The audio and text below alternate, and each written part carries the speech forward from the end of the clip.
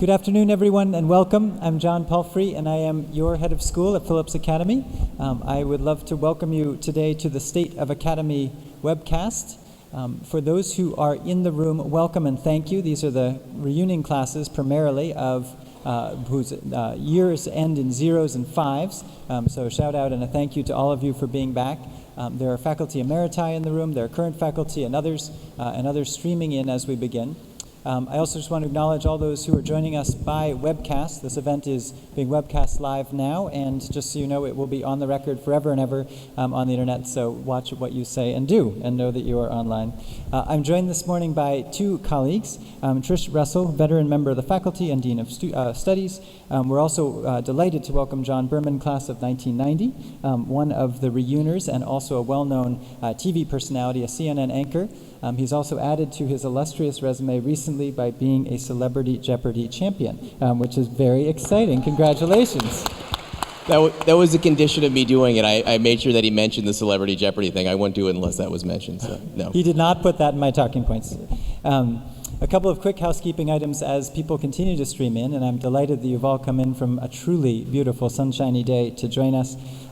If you are on social media, I would ask that you tweet at Phillips Academy, and also if you can add the hashtag #AskJPalfrey.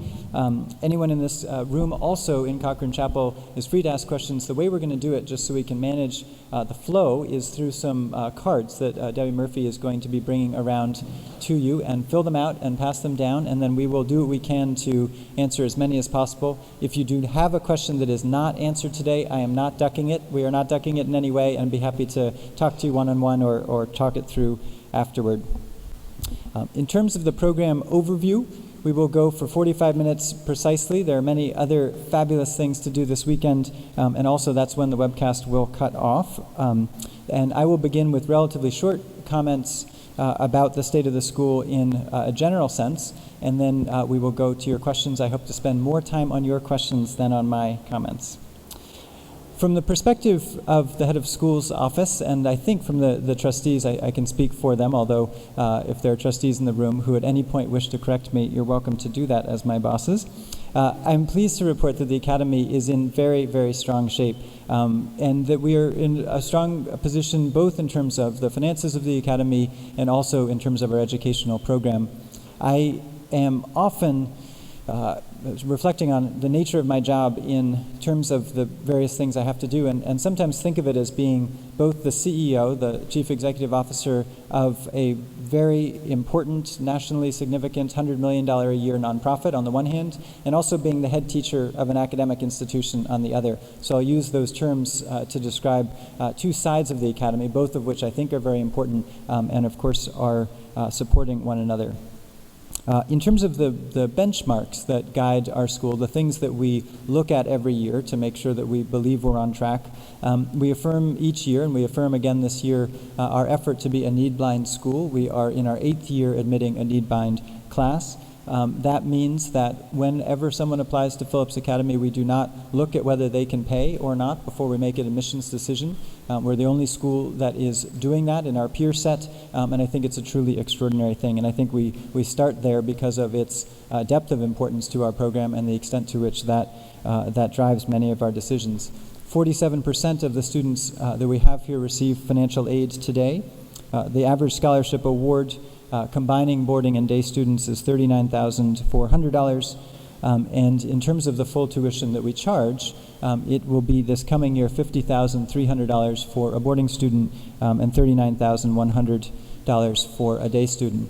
Those are large numbers, and that is one of our questions every year, is how much to raise tuition and how to make sure that the school is affordable.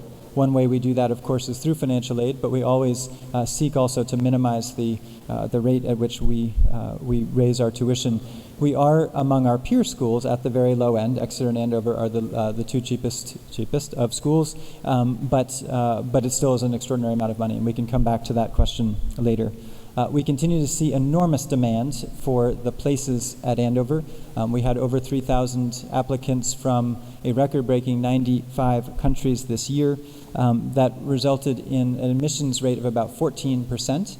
So we were looking to replace, of course, roughly speaking, the 328 students we just graduated. And then in terms of those students offered a place at Andover, 84% of them chose to come to the school. So in general terms, we have over the years been rising up through the 70s. The last few years we've been at 84, 85%. Again, this is a marker that I think that demonstrates the extent to which people wish to come to Andover, and something that we're very proud of. Those in the alumni body often ask us about the admission rate for members of the children of members of the alumni body, and let me tell you what those are. In the past year, applicants who had alumni parents were admitted at a rate of 58%, and applicants with other family connections, in other words, they had a relative related to Phillips Academy, were admitted 38% of the time. So that is relevant to, when you're considering the overall admission rate of 14%. That is, of course, because you have brilliant and wonderful, kind children, and you remain connected to the school. It also, I think, stands for the fact that many of you continue to have multi-generational commitments to the school, and as we look at our yield rate, it is the case that very often an alumni child who is admitted comes to Andover, so those are not unrelated. Philanthropy continues to be a critical factor in Phillips Academy's success. We are very excited to have your support every year at a very high level. One of the things that marks Andover as compared to other schools in our peer set is the level of the annual fund. You all contribute on the order of $10 million a year to the annual fund. That is substantially higher than in other schools. Our participation rate is not higher than other schools. Actually, in some categories it's lower, but the overall amount that the Andover community contributes is higher, which I'm very grateful for. I thanked the other day the class of 2015 who just graduated from the school for hitting a new record of a 99% participation rate to the annual fund this year, which is a fairly extraordinary thing, a record for graduates, and I think that bodes well for the future, and also a good signal that students are excited about Andover as they leave. Let me hit very briefly some of the areas in our strategic plan, then I want to hit a couple of challenges, and then we will turn to your questions. We have just this year, as I think you know, passed a new strategic plan. This is more or less where I put on my hat as the head teacher and think about some of the things that we are seeking to work on. The first area of focus is equity and inclusion. I think if you have seen the Andover magazine that has just come out, that issue is devoted to our equity and inclusion efforts. In a simple way, in sort of brief terms, what we're seeking to do is to build on the notion of youth from every quarter and to look at the way in which our program reflects that commitment today. I've also appointed Linda Carter-Griffith, who has been the head of our Community and Multicultural Efforts Office, to be Assistant Head of School for Equity and Inclusion and to lead those efforts for us, and she begins that job in a few weeks. So that's one area of focus. A second is creativity and innovation. I mentioned earlier this morning during the alumni annual meeting the focus on really thinking about our teaching program and trying to determine where we should keep our traditional methods and where we should amend them, where we should build anew. The key focal point for those efforts is the new Tang Institute, which is a research and development institute within the school. And the basic idea there is that we have faculty members who have ideas of many sorts that they have wanted to try out in various ways. And if you are a faculty member here or elsewhere, or you can imagine the life of teaching 4 classes and often coaching and looking after kids in a variety of other ways, when you are doing that, it's very hard to innovate. It's very hard to break out of what you've been doing and try something new, much less to assess whether it worked or not. So the function of the Tang Institute is to say to our faculty, let's innovate together, let's try something, and we will give you a reduced teaching load for a period of time. We'll give you the potential to connect with a bunch of different students. We will give you professional development money and otherwise. We'll give you project management support. And we will do some very careful assessment of whether your effort worked or not before we then try it out more broadly in the institution. It's a very exciting moment for the Tang Institute and I think for the school. And it's a way that we can try out these ideas while also building responsibly, I think, toward the future. So we'll talk more about that if you like. And then third is the notion of empathy and balance. This is something that is a broad focus, of course, for the school, thinking about the notion of non-SIBI, thinking about the ways in which we can help kids have a commitment to wellness and balance as part of their life while at Andover. I think most students and most faculty today and current and recent parents would tell you that the academic excellence here is without question very, very strong. I think many people would also say it comes with a cost of a very high level of stress and anxiety for some kids. It comes with a variety of other knock-on problems. And part of our effort is to say, how do we address all of that? How can we make this a school that has Andover's traditional focus on academic excellence, but also looks at social and emotional forms of learning, also helps kids to have athletics and wellness and other aspects of life well in balance, along with the arts and the sports and the academics that they're pursuing, often to a very high degree of excellence. One physical manifestation of that is the new Sykes Wellness Center, named for Rebecca Miller Sykes, recently our associate head of school. That's the new building going up on Salem Street, and I think there was even construction today. They continue to work very hard at it, and that will open in the fall. That's a physical manifestation, but there are many others which will be programmatic in place. I will end this side of the house, the thinking about the academic side and the head teacher side, by saying, while I think we're in extraordinary shape, we do have issues to address. There's no question that this school, like others, has problems. We have the basic problems that everybody has related to teaching kids during the ages of 14 to 19, which is a wonderful challenge, and it is a bewildering one. I will give you one recent challenge just to put it in relief. I stood on the same stage about 3 weeks ago with 328 members of the graduating class in front of me before they graduated, and I put on the screens right here pictures of a news article showing that a few years ago one of our beloved peer schools had 140 students who were arrested after graduation for going to a drinking party in northern Vermont.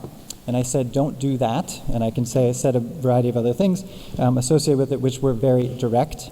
And sure enough, after we graduated, 328 awesome kids, they got in cars, and some number of them, and drove north to New Hampshire. And as you may have read in the newspaper, 74 of them were held in protective custody that evening. 23 of them continue to face potentially some charges related to it. I note this in the spirit of humility and the spirit of ongoing challenges. I wish that I could say that we prevented it. We did not. Did we try? We did. Did we find the limits, at least of my persuasive powers, at least for the moment? Yes.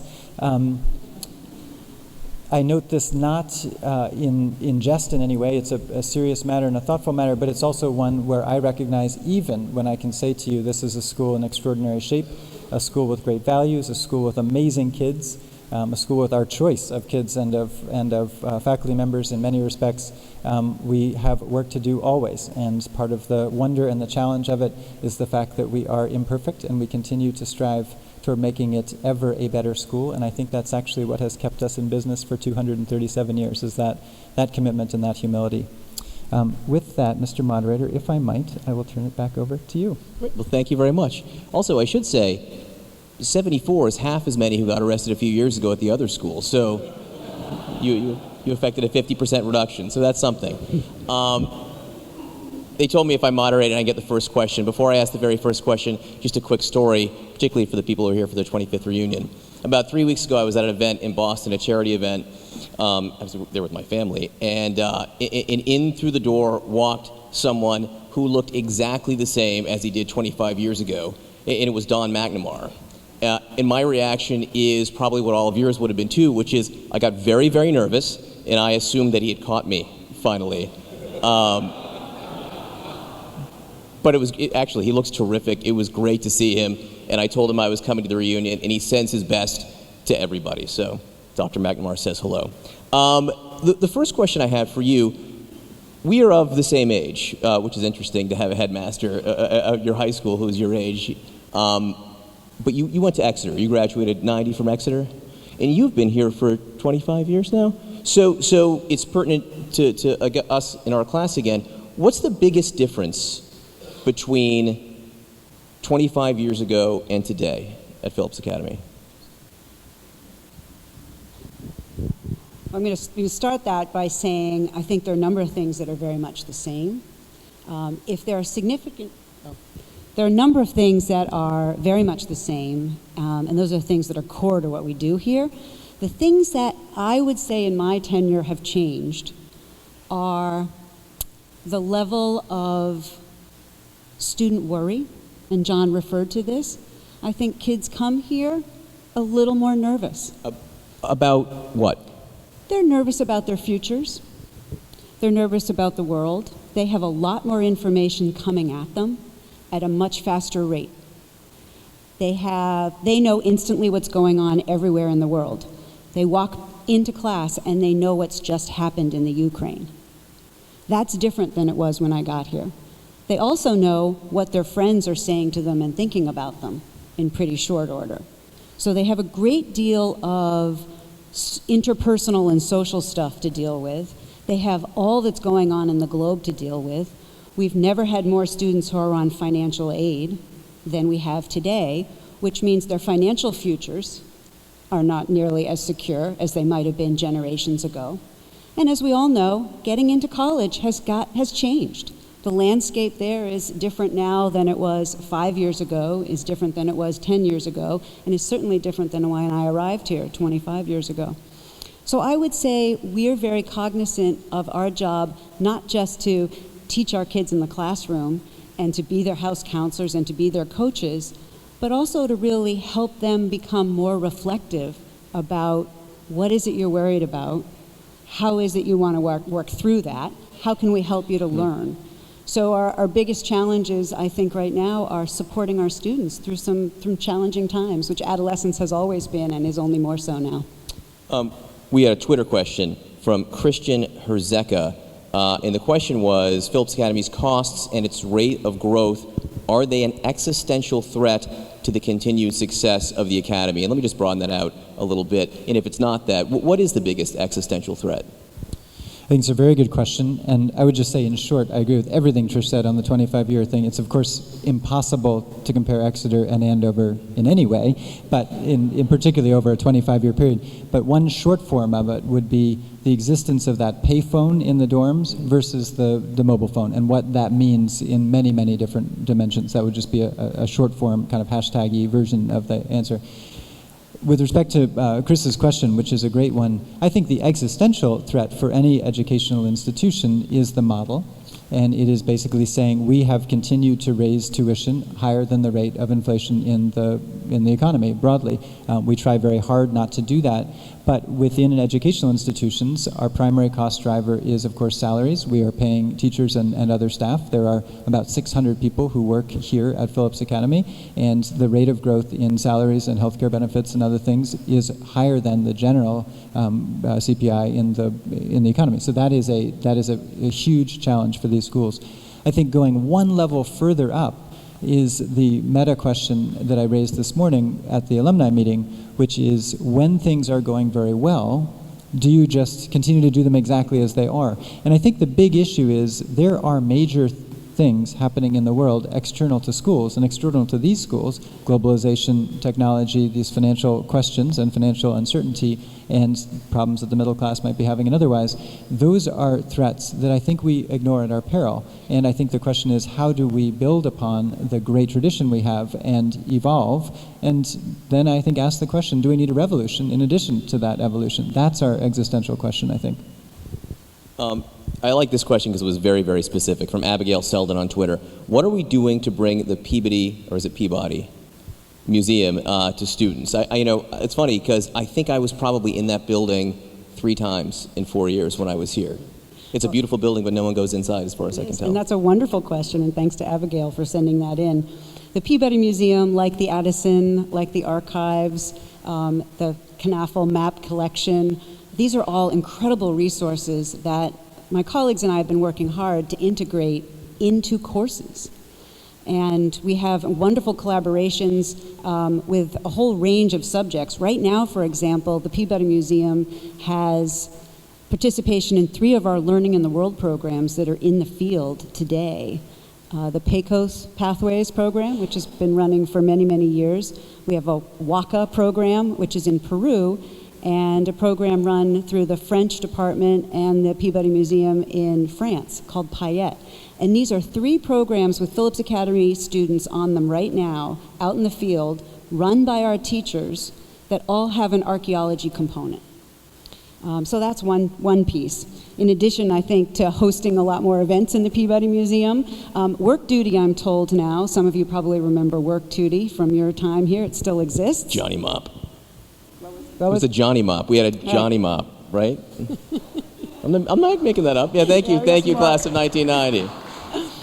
Well, the work duty at the Peabody Museum now, I'm told, is the one that everybody lines up to get, because not only is it really fun, but you're actually working with the collection and helping to catalog some of the collection, which has yet to be even cataloged. So there's real science going on for those kids who get into that work duty assignment. And coincidentally, a number of them go on to study anthropology and archaeology when they leave Phillips Academy. Excellent.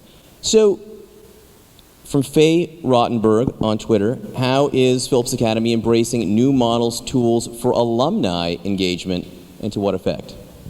Thank you. That's a great question. And Faye, if you're not here, thank you for asking it from the webcast. I would say this is part of it, which is, of course, to have a State of the Academy, which is webcast and meant to engage people from afar.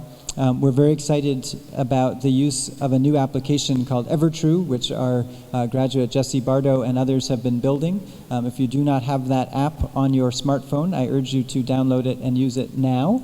It is a way to connect to your fellow alumni through the internet, and it's a terrific tool. You also, when you travel to a different city, you can use it to figure out who's there from Andover and if they're there. So it's not that creepy. Don't worry. It's actually really, really interesting, and you can opt in to that. But it's I think terrific. I would also just say that the Office of Academy Engagement, which Debbie Murphy has led with such skill over many years, is extremely open to your suggestions for how we can do that. I try to be as accessible as I can through social media and other means, as well as face-to-face, and look forward to hearing your ideas for how we might engage you further. I think there are many, many things that we could do. I'll give you one idea that I've long thought is promising is I would love to be able to use the technology to help link up kids who are here during the school year with potential internships that some of you may have to offer. That's something that our students increasingly are after, is to figure out how to connect to alumni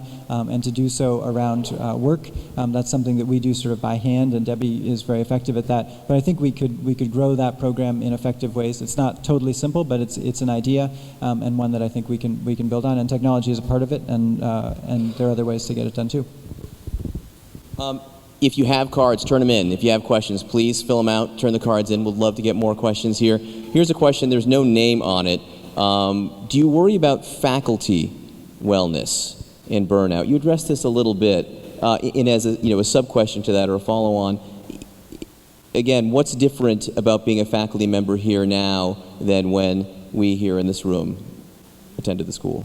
Well, again, I'd say there's been evolution in different periods. When some of you were here, house counselors were generally the teachers and the triple threat, but usually their spouses were the unpaid house counselors at certain stages in Phillips Academy's history. Then we obviously moved to a situation where we had couples who were both working, maybe both at Phillips Academy, both not. But being a house counselor here and being a teacher, being a coach, it is a tremendous and demanding role. So this is something we talk about and think about a lot.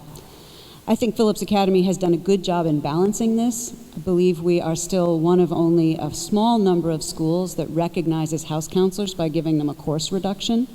It is considered to be a significant part of your job to live in a dormitory and to take care of kids who are away from home. Allie, who's a member of the class of 2005, I believe, who I was chatting with on the way in, actually said to me, I didn't realize until just now how much work it was to take care of me and how much my house counselors in Stevens did. I think it was Elizabeth Meyer, who was her house counselor at the time, who took care of her day in and day out. And she it didn't tweak until she was here today. I think the Tang Institute, as John mentioned, is another structure where we hope to give faculty a change in the pace of what they're doing over the arc of their careers, particularly people who have long careers. Our faculty have no lack of great ideas of projects that they want to do. They are tremendously creative people, and we are lucky to be able to attract and retain people here of this caliber. But they do get tired. So having a year when they might teach a little bit less and work on a project that they see has tremendous potential to improve not only what's going on here at Phillips Academy, but that might also be shared with colleagues at other schools, is something that's hugely invigorating, both professionally and personally. So supporting people in their work, teaching and learning. We also have a very robust summer professional and faculty development project so that people can do their own research and their own course development and their own personal development over the summer. Faculty salaries, are they rising more or less than tuition and the rate? It's a very good question. So the rate of tuition and the rate of faculty salaries are more or less rising at about the same rate. I would say that there's a slightly above that in terms of the faculty salaries. And so with a rising endowment, so we have about $1 billion in the bank, one of the things that has been very helpful, of course, to running the school is that as that rises, it throws off obviously more money. So that's the only reason that we can do it. But in recent years, more or less, the rate of tuition increase of about 3% is about what most faculty members would see as an increase in their salary each year. One of the commitments that we made at this school, as you may recall, in our 2004 strategic plan was to, in addition to being a need-blind school, was in order to make our faculty salaries be at the high end of the pay scale. So what we do each year is we look across the 40 schools in our peer group and we say we want to be at the top level for each of the categories, 21 to 30, 31 to 40, 41 to 50, 50 and over, so forth. So we adjust each year to make that possible, and sometimes it comes more out of the endowment and sometimes it comes more out of tuition. What department is it hardest to find teachers for? That's a terrific question. Trish, would you like to take that? We are very lucky at the moment in that it's not hard to find teachers in any department. In the couple years that I've been paying very close attention to this, we have had many applicants for every single job that we've opened. I would say we have 30x the number of applicants in some areas than we do in others. So we have a smaller number of applicants for folks who would like to teach computer science and chemistry. We have much larger number of applicants who would like to teach English and history and in world languages. That's interesting. You have a 58% acceptance rate for children of faculty members to be teachers. What is Andover's place in, and this is a question from someone from the class of 65 who wanted to remain anonymous, and I'll modify it a little bit, but what do you see as Andover's place in the greater education discussion that is going on in the country right now? There's all of the discussion about the Common Core, there's discussion about charter schools. So what's Andover's place in that? Thank you for this question, whomever the anonymous member of the class of 1965 is. I see this as actually one of the larger and more interesting questions before us today. I think we have a role, we have a place, we are taking our place in it. I think that's one of the aspirations of the Tang Institute that we have launched, which I sometimes think about it as oxygen flow, the idea of trying to bring great ideas from elsewhere and to share great ideas from Andover. I think as an outsider, sort of a man from Mars coming in to see this school, one of the things I've recognized is a really profound humility, actually, particularly on the part of the faculty, of not wanting to say we know better than anyone else how to teach. I actually think we don't have to hide our lantern under quite such a bushel. I think there actually are some really interesting things going on here, and where part of a version of non-CIBI could be to be more participatory in that larger conversation about education nationally and internationally, and we're seeking to do that in a number of ways. This week, a couple of our teachers and people from the Tang Institute are participating in a MacArthur Foundation conference on the future of education, talking about issues called connected learning. That would be a specific example. We are a member of an organization that I think is very powerful called the National Network of School Partnerships, NNSP. And that's an organization, a group of different schools, which is working hard to figure out what are partnerships between public schools and private schools that could be helpful. In our case, we're working very closely with schools in Lawrence. That's our neighboring environment, and we've got probably 36 projects that join us. And that's not to say we don't know better than the Lawrence schools. We're learning a great deal from those partnerships. But I think we should be in that debate. And we could go down each of those lines and talk about the Common Core and charter schools, but that would take up more than our 45 minutes. I'd also do a shout out to the 8 Schools Association, which is a group of 8 schools very similarly situated, the ones you'd imagine, Deerfield, Exeter, and so forth. And we work very closely together. We're hosting a conference in the fall at Radcliffe Institute in Cambridge on exactly this topic. So how can we be more, greater participants in this larger conversation? Cool. All right, I have 2 questions here. One is from someone from the class of 2017, and one is from the class of 1950. That's kind of cool. It's like a very wide range. Let me ask the 2017 question first. There was, you guys had a dust-up over Memorial Day this year. And the question comes from Tucker Drew. Do you see a future where Phillips Academy has, he puts in quotation marks, a day on for Memorial Day? Do you see that in the future? First of all, what is a day on? What was the controversy, and what's the solution? Sure, so it's a great question. One of the things that has been an active conversation on campus for many years has been, to what extent do we recognize those who served in the military as part of our non-SIBI commitment? And the answer is we do, very seriously. We have a great deal of programming around both Veterans Day and Memorial Day. And we're enormously proud of the fact that the Andover in the Military Affinity Group is actually the greatest and most sort of active of our affinity groups. So there's no absence of interest in and commitment to it. Some years in our calendar we recognize some holidays and others we don't. This year was a day in which, the way in which the calendar fell, we had classes on Memorial Day. Next year, I believe, is slated not to be one, which was not necessarily discussed by some of the students who were protesting, but it was just the case. They're most likely, if we have calendar changes, personally, I would rather not have class on Memorial Day.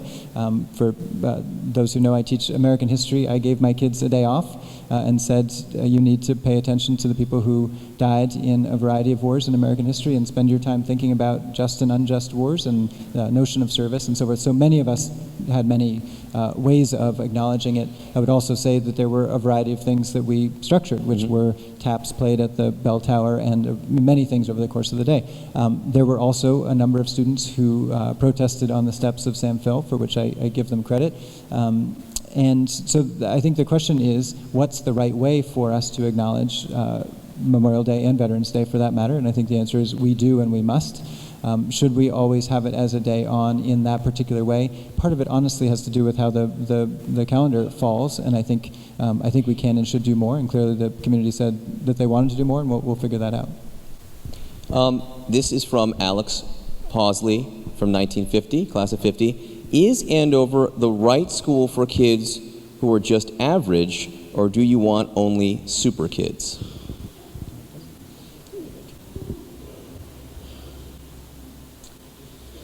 I think Andover is the right school for kids who want to grow and are not afraid to grow around kids who often may be better at a number of things than they are. So I resist the term average greatly. I think we're working hard, going back to what we said about seeing more anxiety in kids this age. And that's across all schools. That's not just here at Phillips Academy. And helping them to redefine what success is.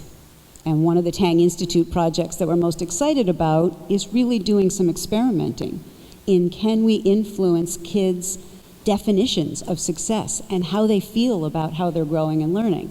So for example, achievement might not be equal to proving that you're smart.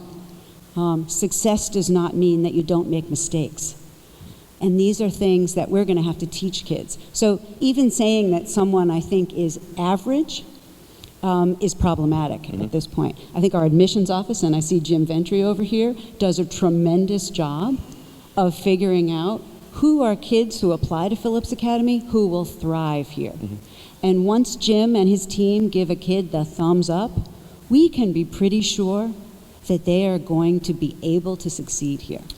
Will they feel average at times in this group of students? Absolutely. That's part of the learning of being here.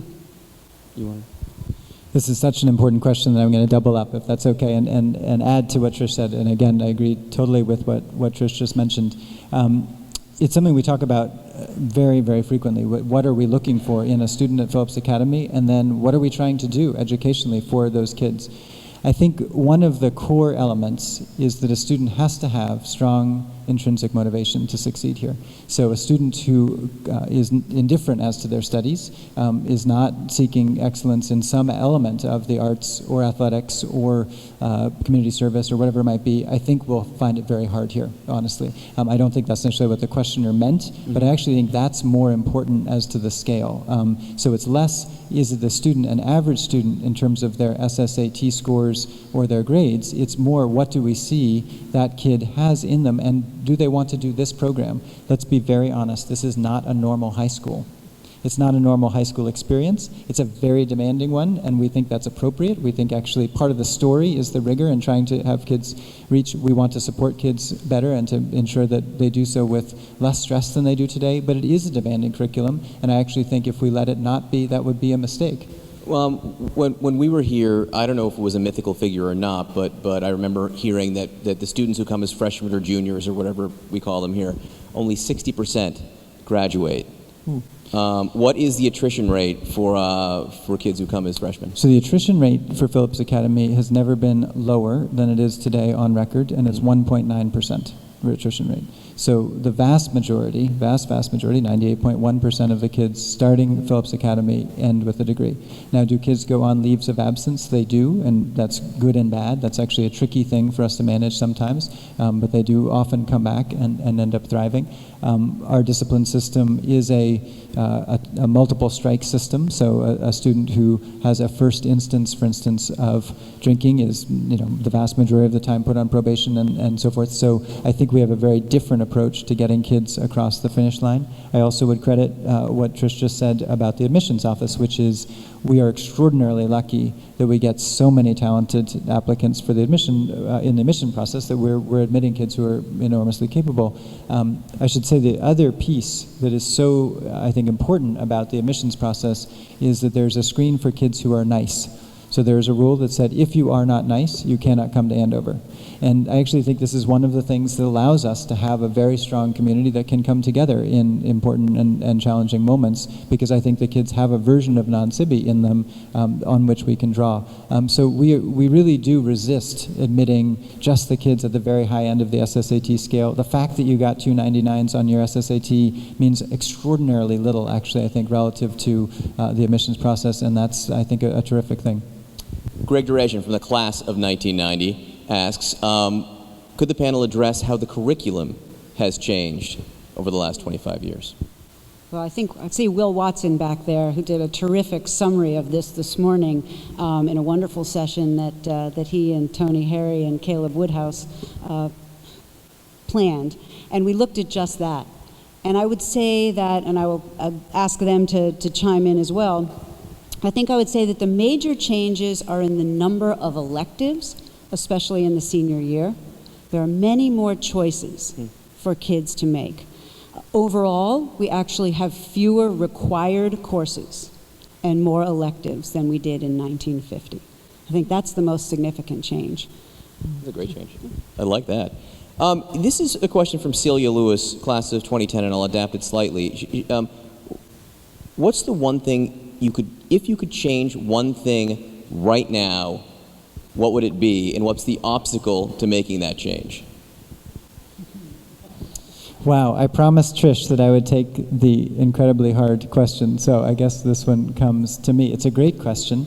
There's so many things that I would like to change with a wave of the magic wand that it's very hard. Honestly, where I'm sitting right now, I would like to have a do-over with the kids in the class of 2015, and I'd love to think through, what could we have done differently in order to ensure that they would have made a better choice hours after graduation. I'm not entirely positive what we could have done, but that's sort of an immediate question. And why I use that example, not just because it's right before us, but it's really just to say, despite our best efforts and our focus on particular things, we don't always succeed as educators. And at its very core, when we invite students here, we are saying we are going to take on the job of helping you to make better choices and to be, critical thinkers and all the things that we line up as part of our educational goals, and we don't always succeed. So that's one in particular where I would like to change it. What are the obstacles? One is that students here are adolescents, and they do not have fully formed decision-making processes up here. That's not something we actually can change, but it is, I think, a limitation on what we can accomplish, and we have to figure out how do we do the best with that. One answer is also we're learning more about how the brain works. So advances in neuroscience help us think about the differences in learning. And again, things like the Tang Institute are ways in which we're trying to get smarter about that. We had a psychologist here named Carol Dweck from Stanford who thinks a lot about the growth mindset and how learning works. So I think part of it is just to get as advanced and as effective as we can about as teachers, and recognizing that there are limits to that too. I'm going to add one more to that about what I could do if I could wave a wand, and that is if I could convince more of our students that they really do not need to be perfect, that they really can be hugely successful here without being perfect all the time. What about parents? If you could change one thing about parents. Well, I think they're linked. I think it's linked. I think the most common refrain, and I'm looking at my colleague, the outgoing dean of students over here, I think the most common thing we hear from kids when they are upset is their fear of disappointing their parents. They're not so worried about disappointing us. Even parents who try not to put pressure on their children, it's a pressure-filled time. And so that's I think, a place where we will continue to have a strong partnership with parents in working with their kids to support their kids through the great times and through the hard times, and most importantly, when they make mistakes. I think it's a super important question. I think that we as a school and we as teachers and we as coaches and mentors in our various roles are in partnership with parents, no matter how we see it. So I think one difference, perhaps since 1950, say, is it isn't the experience of taking a train to Andover or driving up in a station wagon in September and then telling your parents, I'll see you in, at Christmas break or whatever it might be. It's a very different experience. Part of that goes back to my point about the phone booth and the phone. Many kids are texting multiple times a day with their parents. Certainly girls more so than boys, as we learn, and so forth. But there's clearly a different mode of communication between parents and kids, and that's a struggle. What I would love to see is a stronger partnership and more trust between parents and the school. There are certainly times when we get second guessed in what we are seeking to do as educators. And So what's the most problematic? What's a problematic parent? We are near the end of our webcast. Let's see. I think this is cutting off in about. And with apologies to all the parents in the audience, we do love you. We do, and we need you. I think, and I am a parent too, and I'm guilty of these things. I think we do as parents push our kids too hard. I think we as parents do make it hard for them to fail and then get up and be supported. Certainly in the discipline setting, we hear a lot from parents where I don't think the kinds of pushback that the school today gets, say, in an ordinary discipline case, we would have gotten a long time ago. Maybe not, but clearly there's a sense that everything is appealable, and there's not an enormous amount of trust that we are doing it for educational reasons. I can tell you, I want every kid to get a diploma when they start here, absolutely. And we do not dismiss a large number of students. We do place kids on probation when that's necessary, and we have a very complicated relationship with colleges in terms of what we require kids to report and what we are required to report, so that's a big challenge.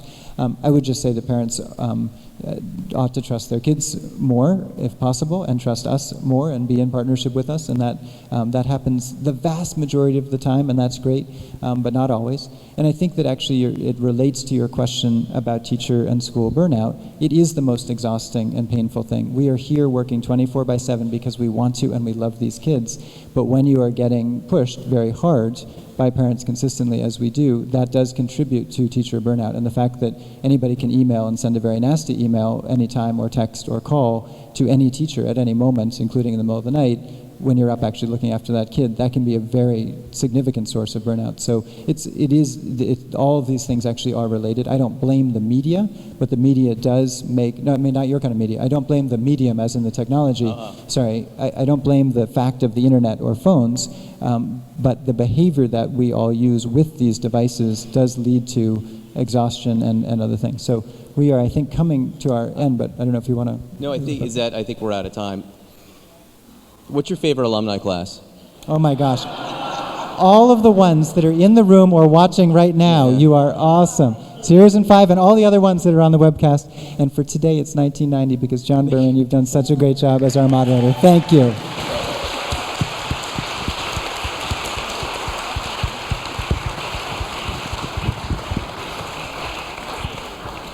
Thank you all for being here. If you are still on the webcast, thank you for that. We much appreciate your engagement in the life of the school. The truth is we're having a wonderful time. We love it here, and we encourage your continued engagement. Thank you.